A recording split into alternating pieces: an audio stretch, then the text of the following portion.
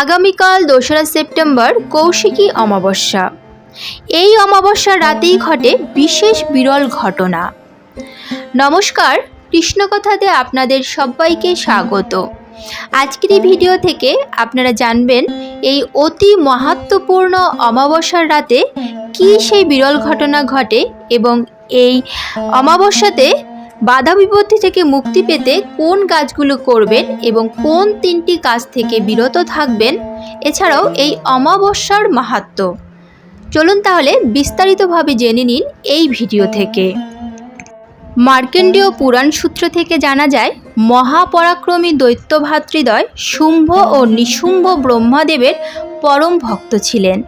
সাধনায় তুষ্ট ভগবান ব্রহ্মা ওদের বর দিয়ে বলেন, তোমরা ত্রিভুবনে অবদ্ধ হবে, তবে কখনো যদি কোনো অজনী সম্ভবা নারীর সঙ্গে তোমাদের সংঘাত ঘটে তবে ওই নারী তোমাদের হত্যা করবে, অর্থাৎ তোমরা ওই নারীর দ্বারাই নিহত হবে।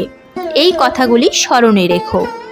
ভগবানের বরে বলিয়ান শুম্ভ নিশুম্ভ ভাবল, ত্রিভুবনে এমন কোনো নারী নেই বা এমন কোনো নারী জন্মাতেও পারে না যে মাতৃগর্ভজাত নয়, অতএব তারা অমর, এই বিষয়ে কোনো সন্দেহেরই অবকাশ নেই। এরপর দানব ভ্রাতৃদ্বয় প্রথমেই স্বর্গরাজ্য আক্রমণ করল। ভীত দেবকুল তখন শুম্ভ নিশুম্ভর হাত থেকে পরিত্রাণ পাওয়ার জন্য দেবাদিদেব মহাদেবের শরণাপন্ন হন। মহাদেব ঠাট্টার ছলে ঘোর কৃষ্ণবর্ণা পার্বতীকে ডেকে বলেন, হে কালীকে, তুমি এই বিপদ থেকে দেবতাদের রক্ষা করো। জনসমক্ষে প্রতিমুখে কালীকে সম্বোধন শুনে দেবী পার্বতী অত্যন্ত মর্মাহত হন। তৎক্ষণাৎ মানস সরোবরে গিয়ে নিজেকে অভিষিক্ত করে নিজ গাত্রের সকল কৃষ্ণবর্ণ কোষগুলিকে পরিত্যাগ করে এক অসামান্য সুবর্ণ রূপ ধারণ করে পূর্ণ প্রকটিতা হন। তনুদেহের ময়লা কোষগুলি থেকেই নববর্ণের নবকলেবরে রূপান্তরিত হয়েছিলেন বলেই তিনি দেবী কৌশিকী নামে খ্যাতা হন। দেবী কৌশিকী অজনী সম্ভবা ছিলেন, সেই কারণে কৌশিকী দেবী শুম্ভ ও নিশুম্ভকে বধ করেন।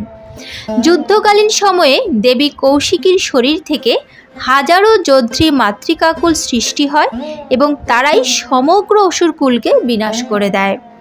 এই ঘটনাটি ভাদ্র অমাবস্যায় ঘটায়। পরবর্তীকালে এটি কৌশিকী অমাবস্যা নামে ধরাধামে খ্যাত হয়। কথিত আছে, এই অমাবস্যা তিথিতেই সাধক বামাখ্যাপাকে দেবী কৌশিকী তারা নামে তারাপীঠ মহাশ্মশানে দর্শন দিয়েছিলেন। লোকমুখে প্রচলিত কাহিনী সূত্রে শোনা যায়, দেবী কৌশিকী তারা নামে ওই বিশেষ অমাবস্যায় তারাপীঠ মহাশ্মশানে বিরাজিতা থাকেন। সেই কারণে তারাপীঠ মহাশ্মশানে ওই দিন লক্ষ লক্ষ ভক্তের সমাবেশ ঘটে। ভক্তগণের বিশ্বাস, ওই দিন মাকে পূজা করলে মা ভক্তগণের মনোবাঞ্ছা পূর্ণ করে দেন। তাছাড়াও তারাপীঠ মহাশ্মশানে কৌশিকী অমাবস্যার গুরুত্ব অপরিসীম, কারণ ওই বিশেষ তিথিটিতে মহাসাধক বামাখ্যাপাকে মা দর্শন দিয়েছিলেন। দেবী কৌশিকী এবং তারা মা অভিন্ন বলে বিশ্বাস ভক্তদের। পুরাণ সূত্রে জানা যায়, কোনো এক কারণে তারা মা একবার মহা তপস্বী ঋষি বশিষ্ঠদেবের উপর ক্রুদ্ধা হয়েছিলেন। মায়ের আচরণে ভীত বশিষ্ঠদেব তখন তারাপীঠ মহাশ্মশানে উপস্থিত হন এবং শ্বেত শিমুল বৃক্ষমূলে সাধনপীঠ রচনা করেন। তারামায়ের পুনঃকৃপা এবং ক্ষমা পাওয়ার জন্য কঠোরতম সাধনায় মগ্ন হন। সেই সাধনায় খুশি হয়ে অবশেষে মা দর্শন দিয়ে তাকে ক্ষমা করে দেন। এরপর সেই পৌরাণিক কাল থেকে আজ পর্যন্ত হাজার হাজার তপস্বী ওই শ্বেত শিমুল তলায় বসে মাতৃ সাধনায় সিদ্ধি লাভ করেছেন। ওই সূত্র ধরেই এই সময়কালে আমরা সাধক বামাখ্যাপাকে জানতে পারি। কথিত আছে, প্রায় 1000 সাধকের সাধনার অন্তে 11,000 বৎসর উত্তীর্ণের পর ওই শ্বেত শিমুল গাছটি আপনা আপনি আগুনে পুড়ে যায়। এবার চলুন জেনে নেওয়া যাক এই বিশেষ মাহাত্ম্যপূর্ণ অমাবস্যার রাতে কোন কাজগুলি করা উচিত। তন্ত্র সাধনার জন্য সাধারণত জ্যোতিষীরা অমাবস্যার রাতকেই বেছে নেন, তেমনি একটি হচ্ছে কৌশিকী অমাবস্যা। আগেই বলেছি বামাখ্যাপা কৌশিকী অমাবস্যায় সিদ্ধি লাভ করেছিলেন। কৌশিকী অমাবস্যা তাই অন্য সব অমাবস্যার থেকে একটু আলাদা, কারণ তন্ত্র ও শাস্ত্র মতে ভাদ্র মাসের এই তিথিটি একটু বিশেষ। তন্ত্রশাস্ত্র মতে অনেক কঠিন ও গুপ্ত সাধনা আজকের দিনে করলে আশাতীত ফল মেলে। বৌদ্ধ ও হিন্দু তন্ত্রশাস্ত্রে এই দিনের এক বিশেষ মাহাত্ম্য আছে। তন্ত্রমতে এই অমাবস্যার রাতকে তারারাত্রিও বলা হয়।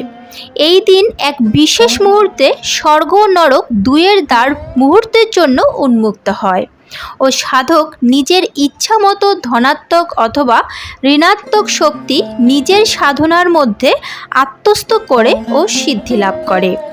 তাই তন্ত্র সাধনার জন্য এই অমাবস্যা খুবই গুরুত্বপূর্ণ বলে মনে করা হয়। এবার চলুন যেগুলো করলে আমরা অর্থাৎ আপনি বা আপনার পরিবারের বিশেষ উপকার হবে, অনেক বাধা বিপত্তি থেকে মুক্তি পাবেন অনায়াসে, সেগুলো একবার জেনে নেওয়া যাক। প্রথমত, অমাবস্যার দিন আপনার বাড়িঘর খুব সুন্দরভাবে পরিষ্কার রাখুন। ওই দিন যেন বাড়ি অপরিষ্কার না থাকে সেদিকে নজর রাখবেন। কোনো এঁটো বাসনপত্র যেন না থাকে সেদিকে খেয়াল রাখবেন। কোনো পুরনো ছেঁড়া জামা কাপড় থাকলে সেগুলো কাউকে দিয়ে দেবেন বা ফেলে দেবেন।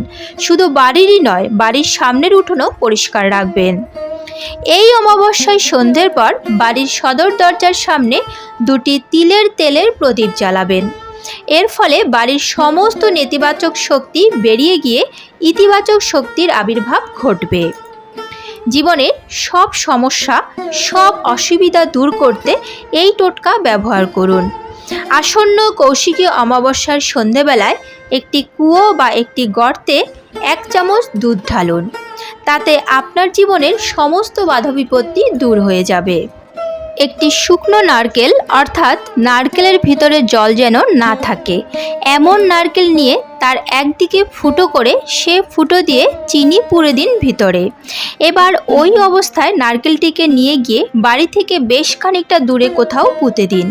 লক্ষ্য রাখবেন যেন ওই ফুটোটা উপরের দিকে থাকে, আর এই কাজটি করার সময় কেউ যেন আপনাকে না দেখে। শাস্ত্রমতে এই দিনটি পরিবারের সুখ, সমৃদ্ধি এবং কল্যাণ কামনা করে পুজো করা হয়। এই দিনটির উপাসনা করলে ঘরে সুখ ও সমৃদ্ধি আসে। এই দিনে পূর্বপুরুষদেরও পুজো করা হয়। হিন্দু ধর্মে এর বিশেষ তাৎপর্য রয়েছে। এই অমাবস্যার দিনে পিতৃতান্ত্রিক শান্তি এবং রোগের জন্য করা দান ও পুজোর বিশেষ ফল লাভ হয়। কৌশিকী অমাবস্যার দিন সংযম পালন করতে হয়, তাই এদিন উপোস রাখতে পারলে খুবই ভালো। আর যদি সেটা না পারেন তাহলে ভুলেও আমিষ খাবেন না, এতে শরীরে নেতিবাচক শক্তি বৃদ্ধি পায়। তারা মায়ের পায়ে সিঁদুর ও লাল রক্তজবা নিবেদন করুন, এতে আপনার জীবন থেকে অমাবস্যার কালো ছায়া বা অশুভ প্রভাব পড়বে না। কৌশিকী বা ভাদ্রা অমাবস্যায় চলাকালীন গঙ্গা স্নান অত্যন্ত গুরুত্বপূর্ণ, কিন্তু সেটি সম্ভব না হলে আপনার স্নানের জলে বাড়িতে থাকা সামান্য গঙ্গার জল মিশিয়ে নিন। এর সঙ্গে কিছু তিল যোগ করুন। এই জলে স্নান করে সূর্য দেবতাকে প্রণাম করুন। এবার চলুন জেনে নেওয়া যাক এই মাহাত্ম্যপূর্ণ অমাবস্যার দিন বা রাতে কোন 3টি কাজ ভুলেও করবেন না। মনে রাখবেন, 16ই ভাদ্র সোমবার ভোর 5টা 7 মিনিট থেকে শুরু হবে এই কৌশিকী অমাবস্যার তিথি।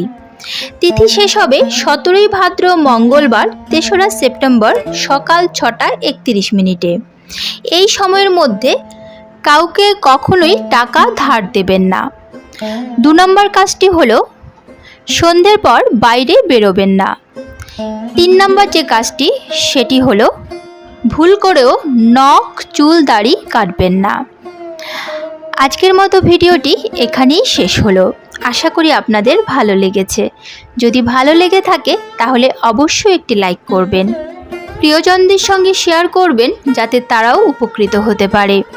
এ ধরনের বিভিন্ন ধর্মীয় ভিডিও পেতে এবং নিয়মিত গীতাপাঠ শুনতে চ্যানেলটিকে অবশ্যই সাবস্ক্রাইব করবেন। যদি রাধা মাধব এবং তারা মায়ের পরম ভক্ত হন তাহলে কমেন্টে তাদের জয়গান করতে ভুলবেন না যেন। আজ তাহলে এ পর্যন্তই, দেখা হচ্ছে পরবর্তী ভিডিওতে। ভালো থাকবেন, সুস্থ থাকবেন। জয় শ্রীকৃষ্ণ। রাধে রাধে।